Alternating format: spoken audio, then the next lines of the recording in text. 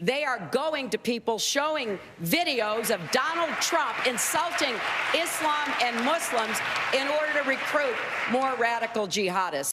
Fact checkers have said that she was wrong. There is no video that ISIS is using as a recruitment.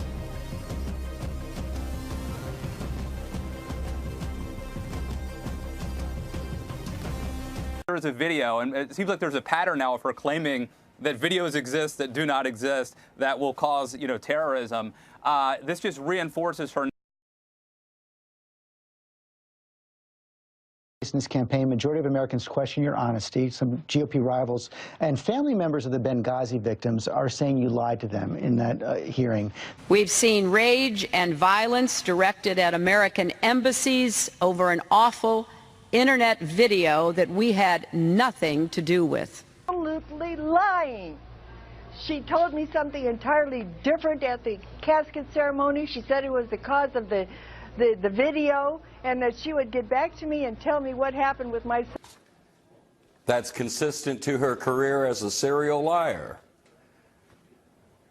Without a doubt, Mrs. Clinton really has a problem embracing the truth. I just decided I'd better look at the notes just to review exactly what she said, so I'd have the facts down. And let me just read what's written down here.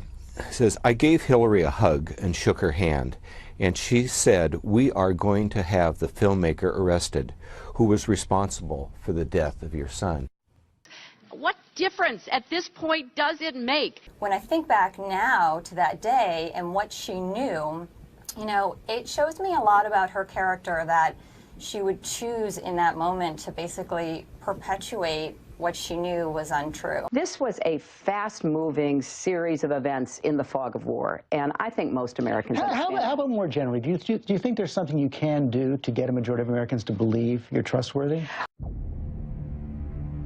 I remember landing under sniper fire.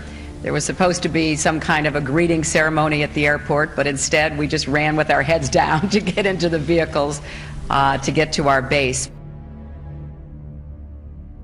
Her arrival in Bosnia was not quite as dramatic as Clinton put it. Memory should always match the videotape. Cheryl Atkinson, CBS News, Washington.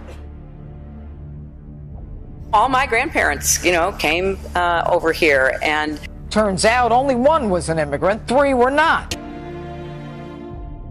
the server contains personal communications from my husband and me. The server will remain private. Only time I got on the internet, I did 2 emails. Otherwise, I didn't want to be one of them.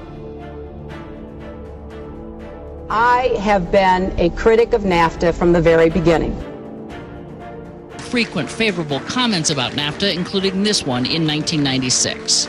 Oh, I think that everybody is in favor of free and fair trade, and I think that NAFTA is proving its worth. Participants in that event said, quote, her remarks were totally pro-NAFTA. And when Barack Obama sent out this mailer last month in Ohio arguing that Clinton actually supported NAFTA as First Lady, Clinton exploded, accusing Obama of dirty tricks. So shame on you, Barack Obama.